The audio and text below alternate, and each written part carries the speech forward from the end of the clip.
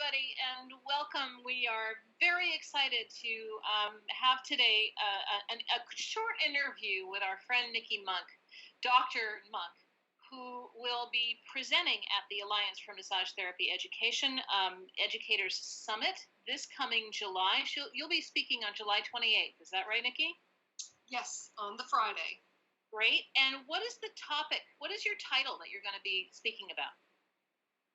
So my topic is going to be specifically looking at how educators can integrate effectively and efficiently and successfully case reports into their foundation curriculum for massage therapists and also continuing education educators into their curriculum. Nice.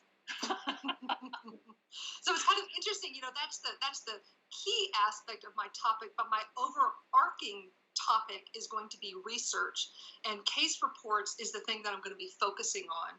And massage educators, whether they be foundational educators, whether they be continuing educational educators, have a fundamental responsibility to integrate research into their education curriculum. It's not just something that's my opinion, it's something that is the opinion of the different leader programs in our field and the different agencies in our field, and then also the other healthcare professions and the public. They want research in.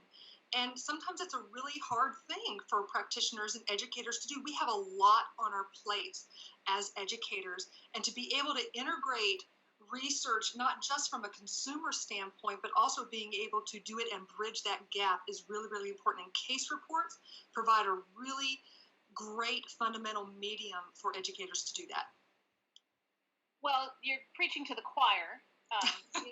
You and I have a long history of looking at and discussing case reports through our work with the Massage Therapy Foundation, and I think this is fantastic.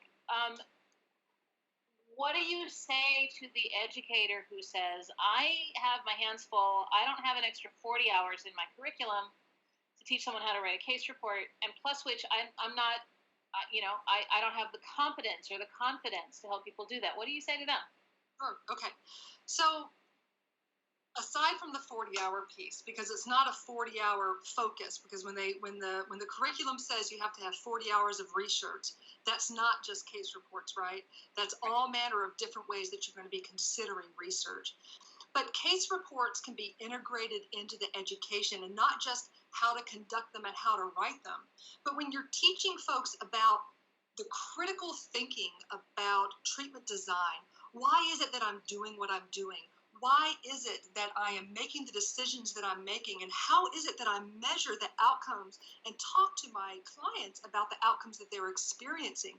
How can I do that? Well, you can actually go to the literature for some really not just common things that massage therapists encounter in practice, but some of the really interesting and diverse and different complex situations that practitioners experience.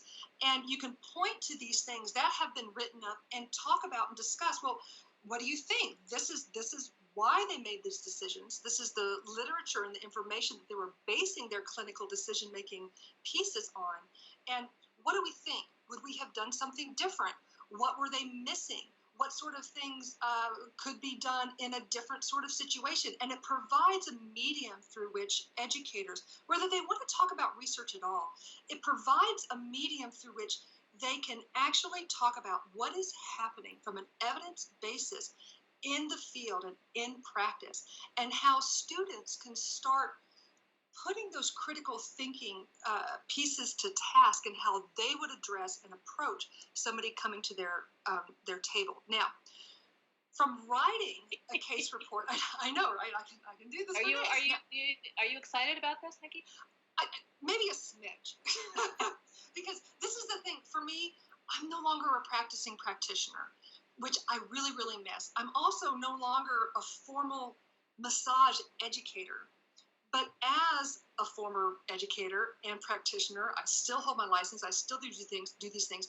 I have to stay connected with the massage field, and this is the way I do it.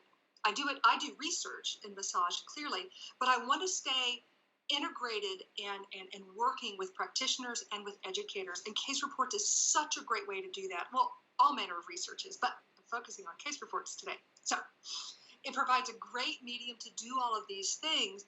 And the thing that I want to do in our workshop is address those barriers that educators may have and those sort of apprehensions that they may have. I don't have time, I'm not interested, I don't have the skills, or just it's not important. And I'm not only going to talk about some of the key components to being able to integrate it in, but I'm also going to bring evidence into the classroom when I'm talking about this, because the case reports is actually an area of my research. So I've done an audit of all the different massage case reports that are written by practitioners, and I've looked to see how they've been reported. What is it that they're doing? But a really interesting piece that I'm going to be bringing in that hasn't been published yet, but I've finished the study and it's in dissemination now, is actually looking at all the adverse events, case reports that have been written since forever, since I didn't have a start date on this, and looking at all those adverse events, all the bad things that have happened from massage therapy. And I tell you what, how many of those massages were actually done by massage therapists? Yeah, I run into this because I tracking adverse events is sort of part of my job as well. Yes. And I will say for our listeners for this interview, typically those case reports are not written by massage therapists. They're written There's by... not one written by massage therapists. Not right. one of the adverse events. Well, at least prior to 2015. I haven't looked at 2016, 2017. I'll cover that for you. Yeah, it's the same. So, who ends up reporting on this are the doctors and other healthcare professionals who sort of clean up after mistakes or bad outcomes. Supposedly by massage therapists. And that's the thing, is that when massage therapists are not involved in these sorts of case reports and these sorts of these reportings, the implication still falls on the massage therapy field.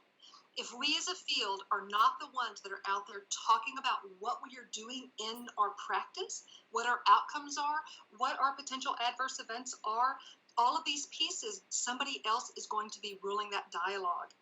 It is imperative as practitioners and then as educators that we are equipping our future and current practitioners to be able to be the ones having this dialogue.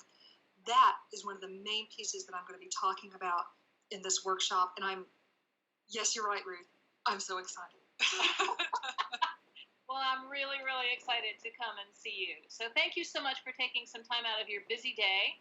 Absolutely. I'm a little disappointed that we didn't have a crashing tumble of children come into your room. So. Oh, that's only because you didn't hear Scarlett outside the door. She might have even been naked getting ready for bath, because we could have had one of those moments. I've got two small critters. They're great. Next time. All right. Thanks so much, Nikki. We'll see you on July 28th in beautiful downtown Tucson with the Alliance for Massage Therapy Education Educators Summit. Absolutely. I'm looking forward to it, Ruth. Yeah, me too. Bye-bye.